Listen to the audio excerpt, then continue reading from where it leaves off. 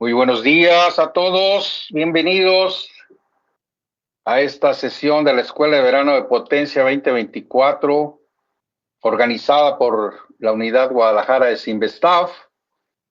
Estas charlas debieron haberse llevado a cabo el viernes pasado, pero por algunos problemas técnicos que tuvimos aquí en la unidad, no pudimos hacerlo, pero hoy con mucho gusto lo retomamos. Y en esta ocasión, pues tenemos el agrado de contar con la participación del ingeniero Esteban Enríquez Jamangape, quien nos va a hacer una presentación sobre un resumen de su tema de trabajo de tesis de maestría, que tiene que ver con los transitores electromagnéticos y su simulación en el dominio de Laplace utilizando GPUs. Entonces, pues le damos la bienvenida al ingeniero Esteban Enríquez y por supuesto de antemano agradeciéndole su participación. Los dejo con su charla. Muchísimas gracias y adelante, por favor. Muy bien, muchas gracias, doctor, por la presentación. La charla de hoy está titulada como Simulación de transitorios electromagnéticos en el dominio de Laplace usando unidades de procesamiento gráfico. Y pues básicamente lo que voy a hablar el día de hoy pues es acerca de mi trabajo de investigación con el que me voy a titular como maestro en ciencias. El contenido de esta presentación está dividido en una breve introducción, en donde vamos a hacer algunas pequeñas definiciones para entrar en contexto, en el entendido de que probablemente haya personas que nos escuchen y que no estén familiarizadas con los términos que vamos a mencionar. Posteriormente vamos a tratar acerca del tratamiento numérico de la transformada de Laplace. Voy a mencionar el enfoque propuesto.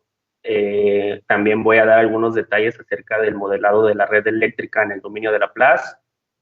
Mostraré algunos casos de prueba y el rendimiento de la metodología propuesta, junto con las conclusiones. Muy bien. Pues empezaremos definiendo que los transitorios pues son eventos asociados o relacionados en la red eléctrica a fallas, a maniobras de interruptores o a descargas atmosféricas. En este caso los conocemos como los transitorios electromagnéticos. Sin embargo, también tenemos los transitorios electromecánicos, entre los que se encuentran, por ejemplo, las variaciones de carga, en donde estos fenómenos pues son de oscilaciones de baja frecuencia. En contraparte, los transitorios electromagnéticos, que es de lo que mi tema de investigación se trata, pues son transitorios que tienen un ancho de banda mucho más amplio, típicamente de 0 a 100.000 kHz, pero se puede considerar incluso más, ¿no? Entonces, para simular este tipo de transitorios electromagnéticos, pues necesitamos de modelos de cálculo sofisticados, de modelos detallados, como las líneas de transmisión. Todo esto, por supuesto, genera una demanda en términos de complejidad computacional y los tiempos de ejecución pues son un factor importante. Por ejemplo, en las aplicaciones en simulación de tiempo real y tiempo acelerado, nos interesa que los tiempos de ejecución de las simulaciones sean pues rápidas. Entonces, para determinar la respuesta transitoria del sistema eléctrico de potencia, podemos hacerlo de dos formas, ya sea por el dominio del tiempo o por el dominio de la frecuencia. En el caso del dominio del tiempo, tenemos que son técnicas más intuitivas, es más conservador en términos de recursos computacionales, tiene una mayor versatilidad para simular cambios topológicos en la red y elementos no lineales. Además, por lo mismo de que es más conservador en términos de recursos computacionales, pues tiene aplicaciones en simulaciones en tiempo real y en tiempo acelerado. Un ejemplo de estas técnicas pues son los famosos softwares del tipo EMTP y que son los más usados actualmente tanto en la industria como en la academia. En contraparte, el dominio de la frecuencia tiene ciertas ventajas superiores a las del dominio del tiempo. ¿Cuáles son? por ejemplo, son técnicas que nos permiten tener modelos más precisos de las líneas de transmisión y de los cables subterráneos. ¿Por qué? Porque estos elementos de la red eléctrica tienen una dependencia frecuencial, que en el caso del dominio del tiempo se incluye mediante aproximaciones racionales, mientras en el dominio de la frecuencia lo hacemos de forma directa, entonces nos dan resultados más precisos. En el dominio de la frecuencia, la síntesis de modelos y redes equivalentes es donde se lleva a cabo. Tenemos errores numéricos que son controlados con relativa facilidad. Por lo mismo de que son métodos más precisos, constituyen una referencia para validar modelos en el dominio del tiempo. ¿Ok? Entonces, en el caso de los métodos en el dominio de la frecuencia, tradicionalmente se piensa que son métodos computacionalmente costosos y por tal razón no tienen, al menos no la misma popularidad como los métodos en el dominio del tiempo. Sin embargo, la propuesta del presente trabajo es demostrar que los métodos en el dominio de la frecuencia pueden ser igual de eficientes e incluso más rápidos que los modelos en el dominio del tiempo. ¿Y cómo hacemos esto? Pues básicamente lo que hacemos es reducir la red eléctrica a ciertos nodos de observación, de tal forma que aunque tengamos redes muy grandes, la reducimos a simplemente ciertos nodos de interés y posteriormente la red reducida se simula usando cómputo paralelo. Entonces, bueno, para poder trabajar en el dominio de la frecuencia también necesitamos de una herramienta que conocemos como la transformada numérica de Laplace. Esta transformada nos permite movernos entre los dominios del tiempo y en el dominio de la frecuencia. Como vamos a estar trabajando en el dominio de la frecuencia, necesitamos una herramienta que nos permita obtener resultados en el dominio del tiempo, que puedan ser más legibles, más intuitivos. Entonces, para eso vamos a empezar con el tratamiento numérico de la transformada de Laplace. Vamos a considerar una señal f de t, la cual es una señal real y causal en el dominio del tiempo, y vamos a considerar también su imagen en el dominio de la frecuencia o dominio de Laplace como f de s. Ambas funciones están relacionadas por el par de transformadas de Laplace. Tenemos la transformación directa, que nos transforma la señal del dominio del tiempo al dominio de la frecuencia, y tenemos la transformación inversa, que nos transforma la señal del dominio de la frecuencia al dominio del tiempo, donde S es una variable compleja, también conocida como variable de Laplace, en donde tenemos una parte real llamada constante de amortiguamiento y tenemos la parte imaginaria, la cual es una frecuencia angular. Sustituyendo esta variable de Laplace en ambas transformadas, tenemos este par de ecuaciones en donde nos podemos dar cuenta que hay una estrecha relación entre la transformada de Laplace y la transformada de Fourier. De hecho, la transformada de Laplace es básicamente o es equivalente a la transformada de Fourier de una señal amortiguada. El amortiguamiento pues nos da esta exponencial decreciente. De hecho, para c igual a 0 vamos a obtener las transformadas de Fourier. Tanto la transformación directa como la inversa. Esta relación estrecha es muy importante porque nos va a permitir calcular numéricamente la transformada de Laplace con los algoritmos eficientes de la FFT, que es la transformada rápida de Fourier. Entonces, ya que f de t es una señal real, su imagen en el dominio de Laplace va a tener una simetría hermitiana o simetría conjugada, que básicamente lo que nos dice es que el espectro frecuencial, la parte real del espectro frecuencial va a tener simetría par y la parte imaginaria va a tener simetría impar. La integral de la parte imaginaria, al tener una simetría impar, va a ser igual a 0. Entonces solo nos quedamos con la parte real. Y como la parte real solo tiene simetría par, pues solo podemos considerar la mitad del espectro frecuencial, de tal forma que nuestros límites de integración se pueden acotar desde 0 hasta infinito, y ya no desde menos infinito hasta infinito. Entonces ya tenemos una expresión analítica con la que podemos empezar a desarrollar una forma numérica para calcular la transformada de Laplace. Entonces empezamos con la transformada inversa. La transformada inversa, o más bien la evaluación de la transformada inversa, tiene o genera más bien dos errores. El primero es el error de truncamiento, el cual está asociado al hecho de que al evaluar numéricamente lo que hacemos es acotar nuestros límites de 0 a infinito a unos límites finitos, desde 0 hasta una frecuencia máxima, que aquí es omega. Se puede demostrar que este truncamiento es equivalente a multiplicar nuestro espectro frecuencial por una función h de omega, que en el dominio de la frecuencia tiene la siguiente forma. Básicamente lo que estamos haciendo es multiplicar nuestro espectro frecuencial por un rectángulo o un cuadrado. Sin embargo, esta multiplicación nos degrada la señal.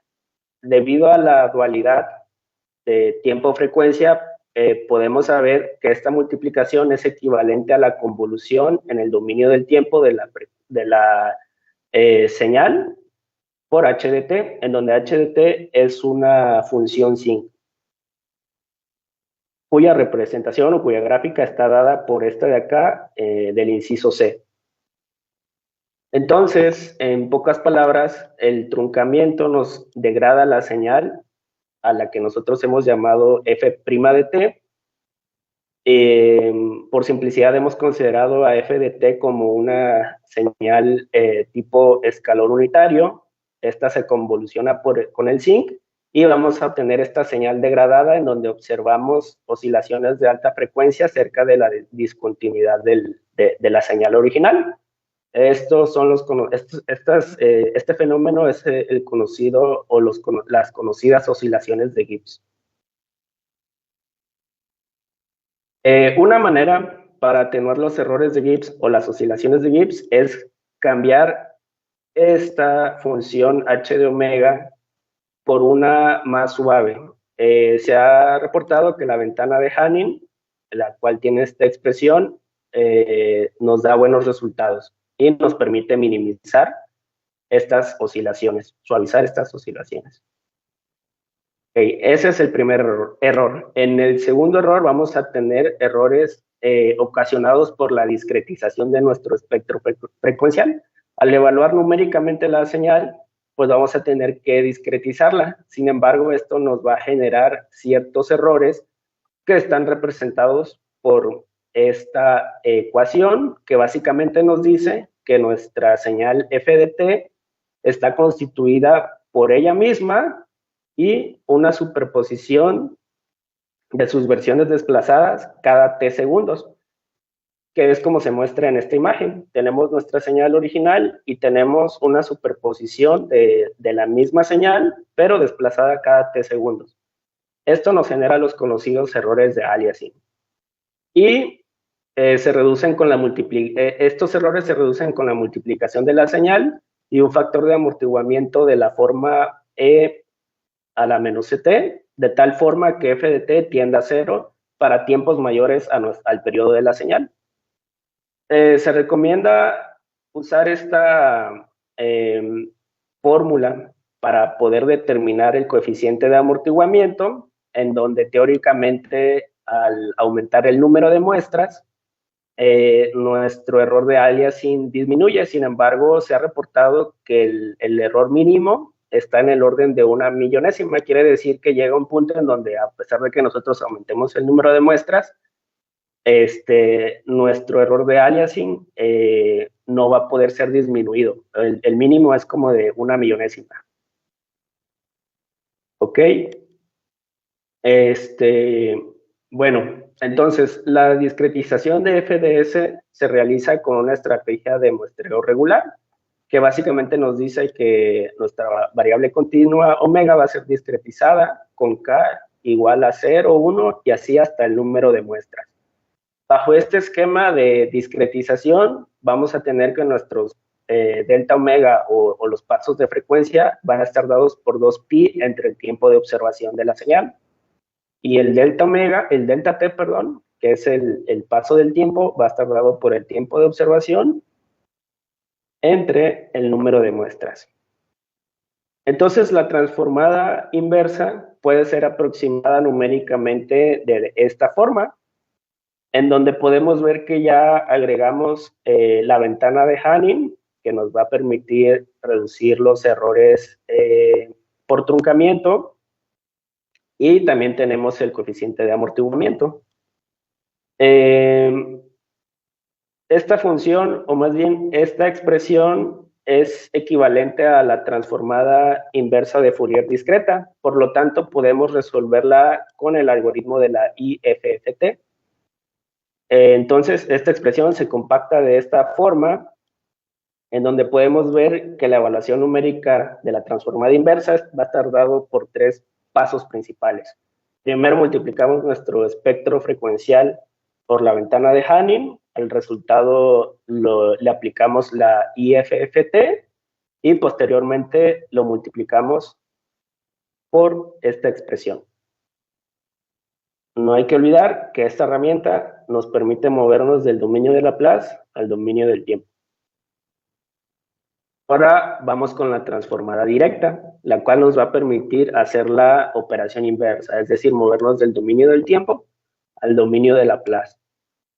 En este caso vamos a tener 2 métodos. El primero es la regla rectangular de integración, el segundo es la aproximación piezolineal, en donde ya de entrada podemos darnos cuenta que la aproximación piezolineal pues necesita de más operaciones que la regla rectangular de integración.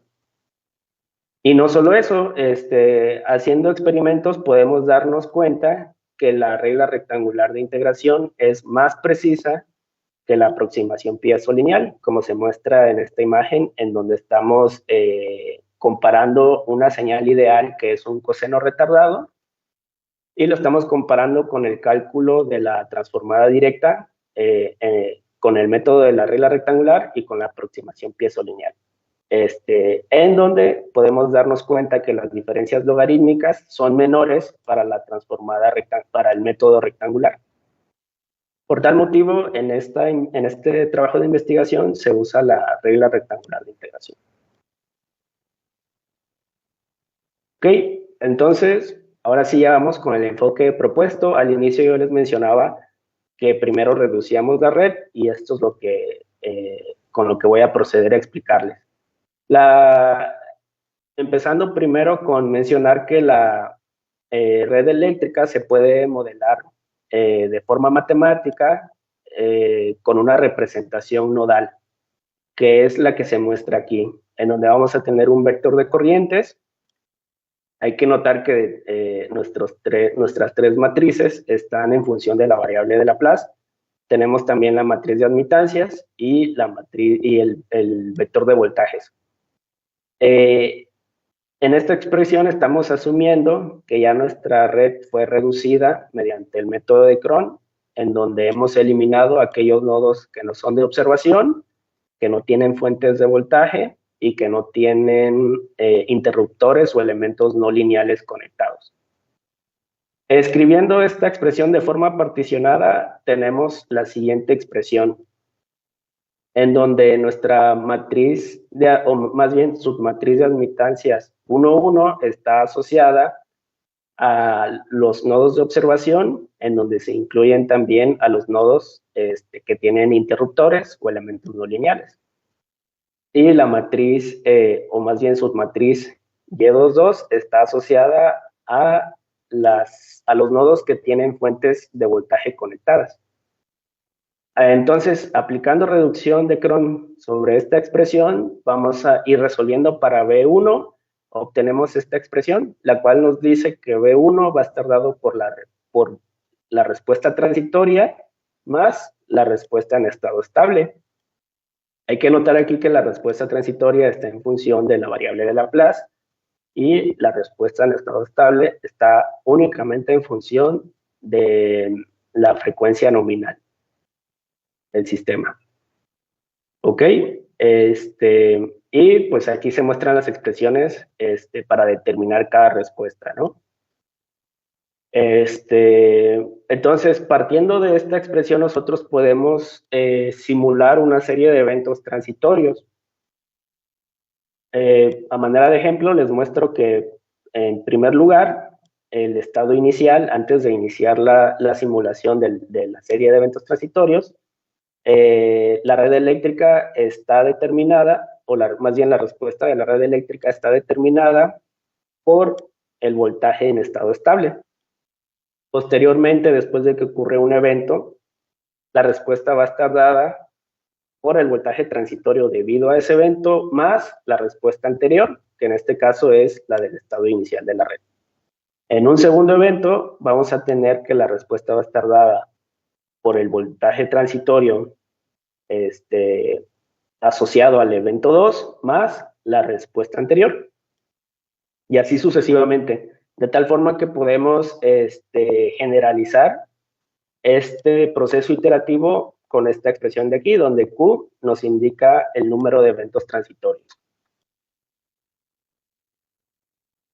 ¿Es posible conocer la respuesta transitoria en los nodos eliminados? Claro que sí.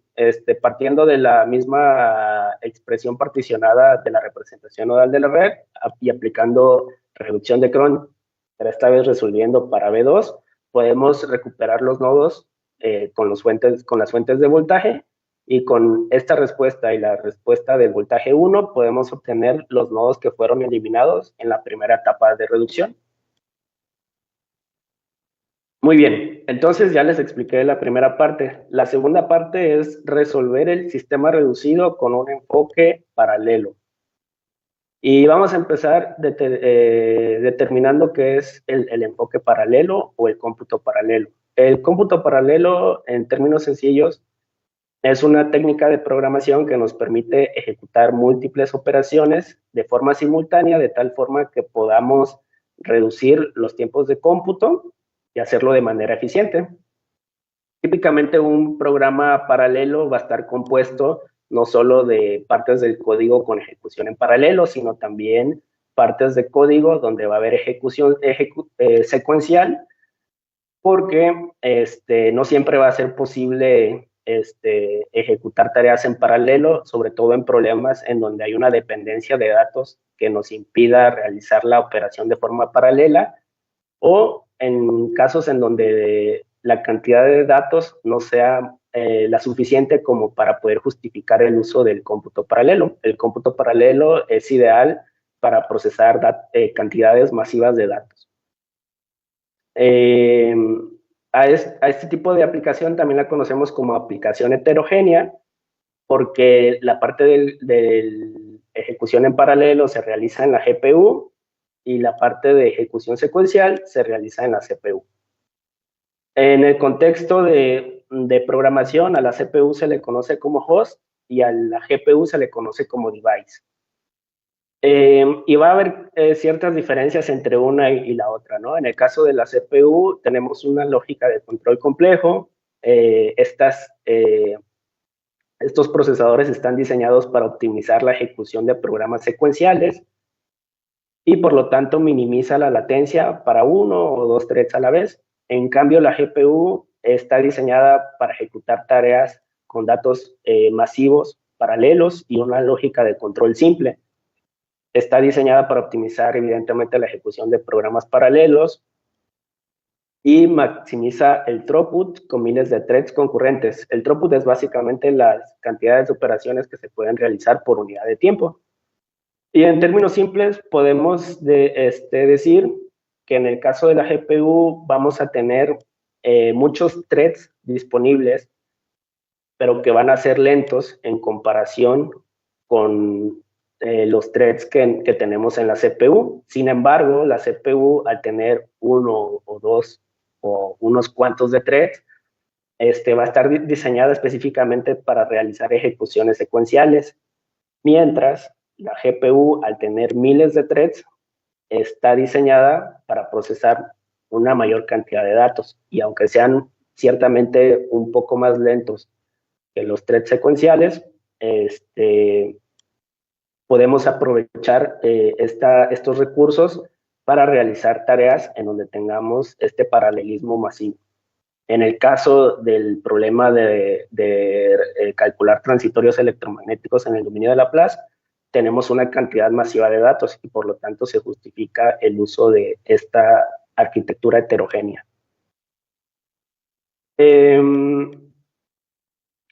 Una forma de implementar el cómputo paralelo en GPU es a través de la plataforma CUDA, la cual es un lenguaje de programación, es una extensión del lenguaje C y C++, y en ella tenemos la posibilidad de distribuir nuestros threads de acuerdo a la naturaleza de nuestro problema.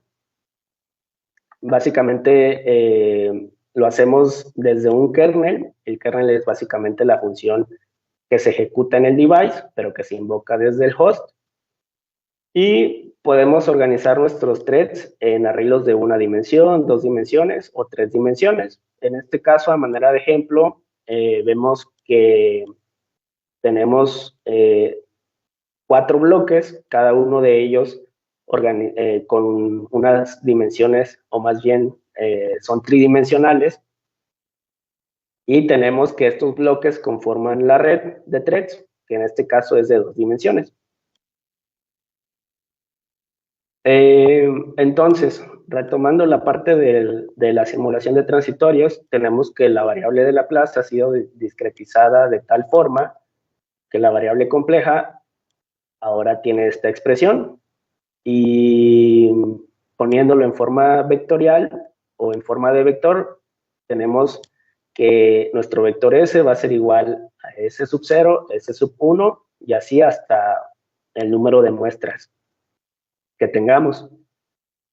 Entonces, reescribiendo la representación nodal de la red usando la variable de Laplace, pero ahora discretizada, conviene ver esta representación nodal en un arreglo tridimensional, en donde cada submatriz a lo largo del eje Z va a estar asociada a una variable de Laplace. En el enfoque secuencial, pues vamos a tener que cada submatriz va a ser resuelta una a la vez. Primero resolvemos la red para la muestra 0, posteriormente para la muestra 1 y así hasta n número de muestras. Evidentemente, esto tiene una carga computacional elevada. En el enfoque paralelo, lo que hacemos es hacer una distribución lineal de threads entre las muestras S sub k, donde estas flechitas indican los threads, lo cual indica que podemos resolver de manera simultánea cada submatriz a lo largo del eje Z. Y es así como reducimos el tiempo de cómputo.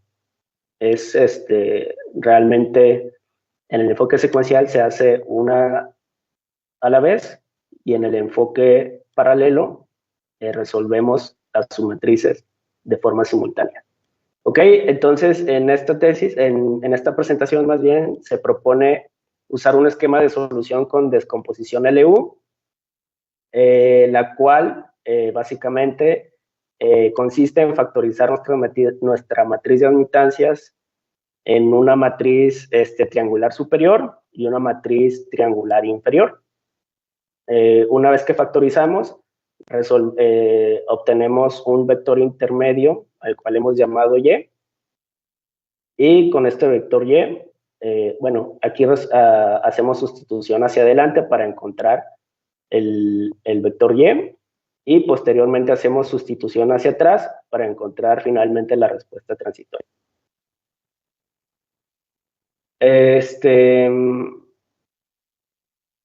Pues lo que usamos es el algoritmo LU con pivoteo parcial por ser numéricamente más robusto, más estable, de tal forma que lo primero que hacemos es multiplicar nuestro vector de corrientes por una matriz de permutación, la cual incluye la información de las pivotaciones que fueron efectuadas durante el proceso de factorización.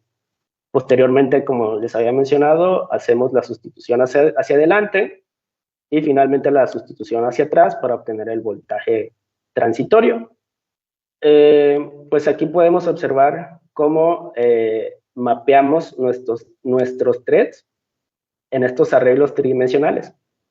De tal forma que en cada paso lo que estamos haciendo es resolver cada submatriz de forma simultánea. Finalmente, después de obtener la respuesta transitoria, esta la sumamos a la respuesta anterior. Esta operación de suma se puede vectorizar y lo hacemos simplemente asignando un thread a cada elemento de nuestro vector de voltajes. Finalmente, después de haber efectuado la suma, después de haber efectuado el proceso iterativo de considerar todos los eventos transitorios, pues la respuesta va a estar dada en el dominio de la frecuencia. Entonces la debemos de transformar al dominio del tiempo con la transformada inversa, la transformada numérica inversa de Laplace.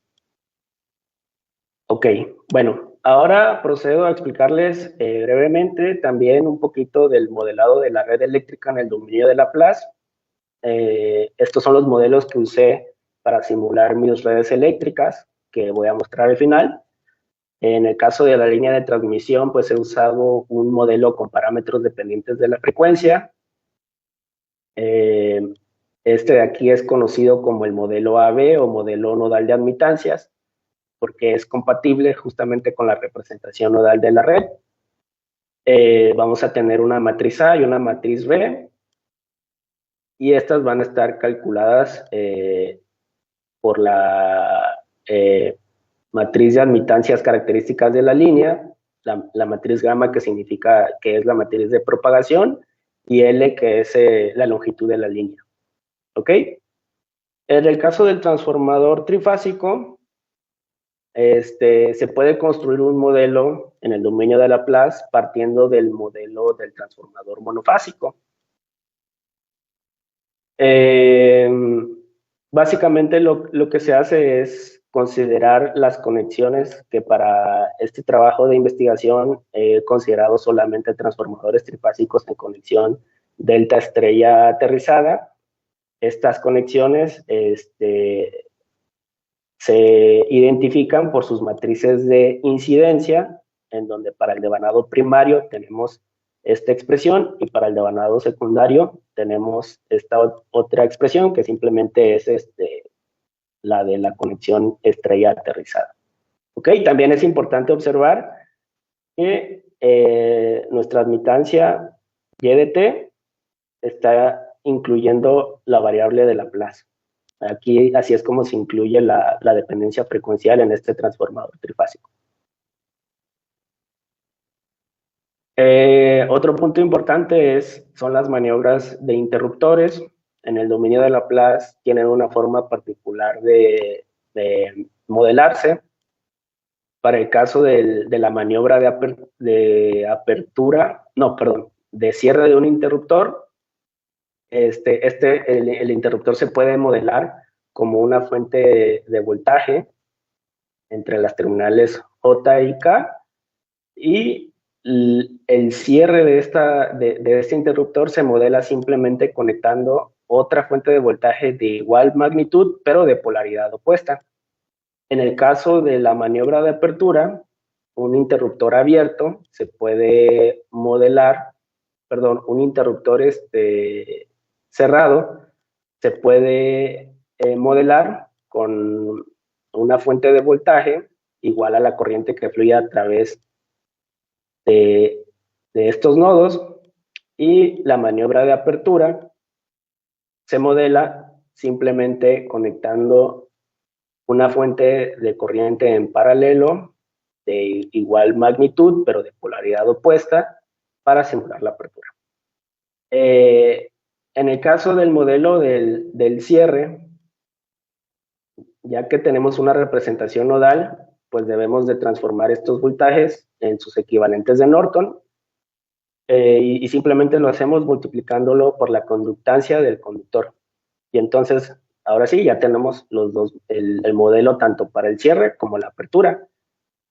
En el caso del cierre, también debemos de considerar que la conductancia es positiva y en el caso de la apertura es negativa, indicando que dentro de nuestra matriz de admitancias, para el cierre vamos a introducir una conductancia asociada al interruptor y para la apertura estamos extrayendo este interruptor, extrayendo esta conductancia. ¿Ok? Finalmente, también muestro el modelo del banco de capacitores. Es un modelo muy simple, simplemente está dado por la admitancia capacitiva asociada al banco de capacitores con una matriz y una matriz diagonal. Las cargas resistivas e inductivas también se pueden representar de esta forma. ¿Ok? Y aquí simplemente estoy ilustrando cómo se modela la energización de un banco de capacitores. Ya que tenemos un modelo de interruptor, pues en el modelo de admitancias, pues tenemos esta forma, ¿no? En donde esto es el modelo del interruptor y este es simplemente nuestro banco de capacitores. Ok, entonces, voy a intentar hacer zoom aquí para que puedan observar mejor esta diapositiva. Y esta diapositiva nos muestra un diagrama de flujo de cómo es el proceso de simulación del enfoque propuesto. Entonces, al inicio tenemos, obviamente, datos de entrada que están asociados a los parámetros de los elementos de la red eléctrica y asociados al cómputo numérico de la transformada de Laplace.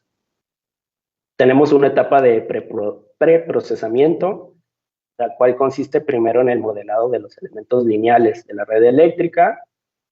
Tenemos nuestro conteo de eventos transitorios, el cual inicializamos en 0.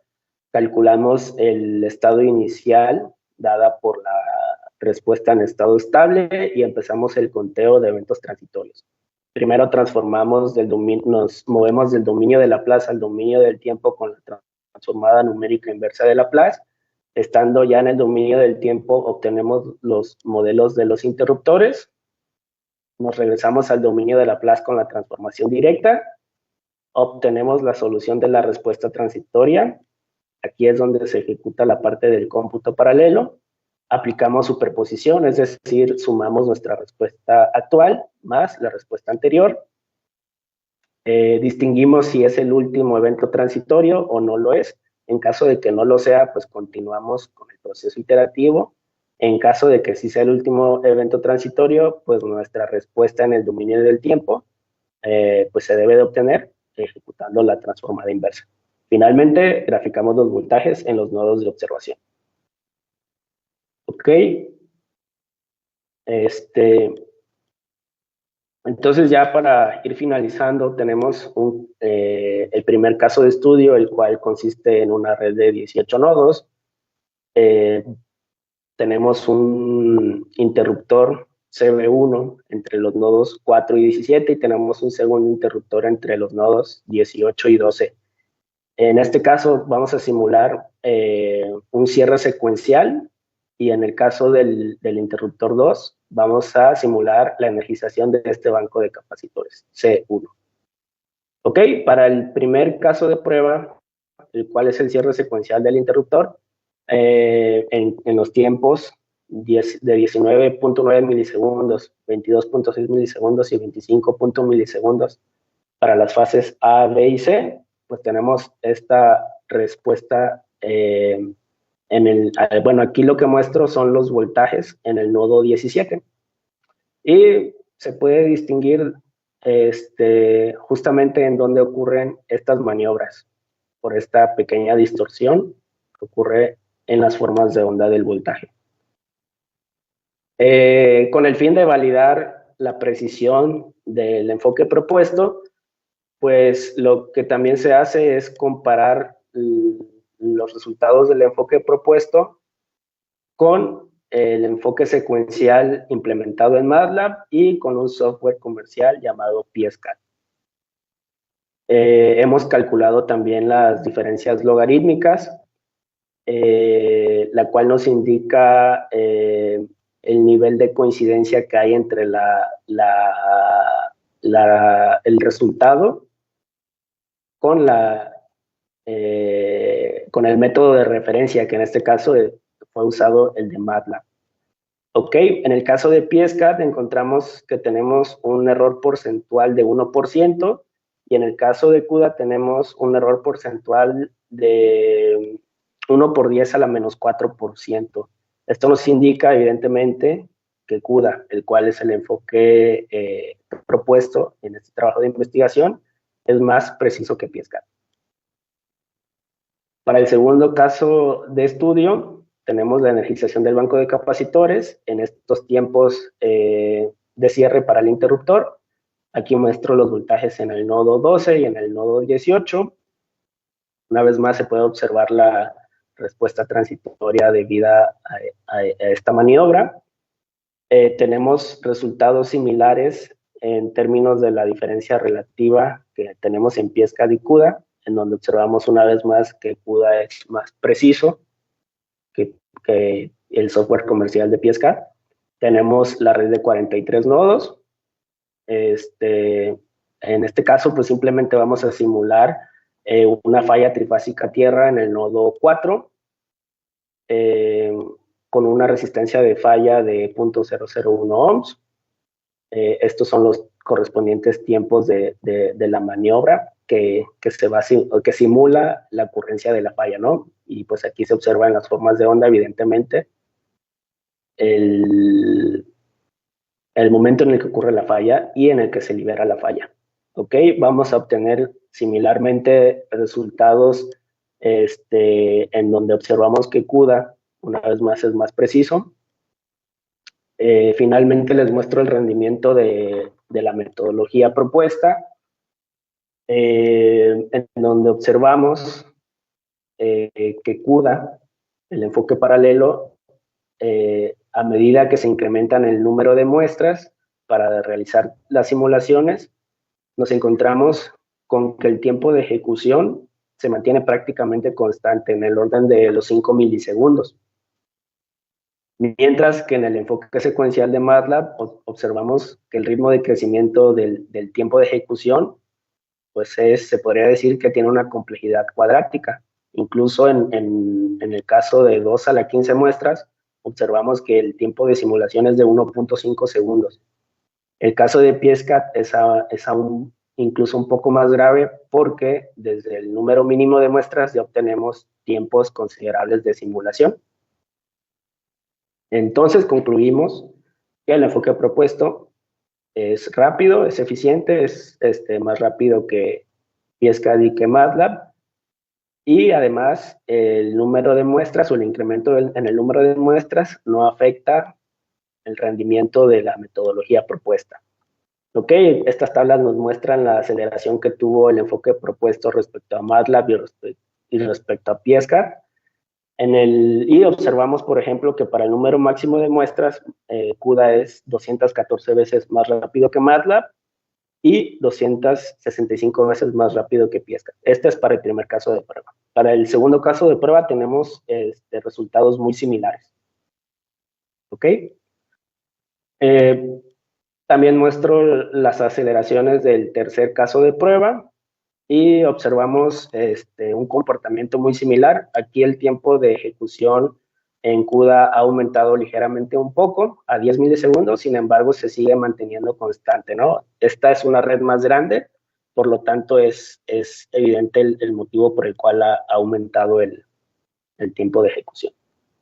Y en términos de aceleración, pues vamos a tener, por ejemplo, que para el número máximo de muestras, CUDA es 192 veces más rápido que MATLAB y aproximadamente 500 veces más rápido que PSCAD.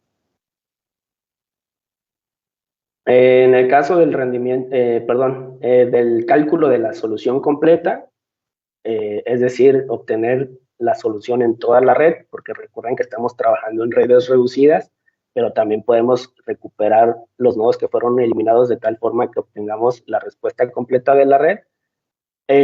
Pues tenemos de igual forma resultados muy buenos para la metodología propuesta.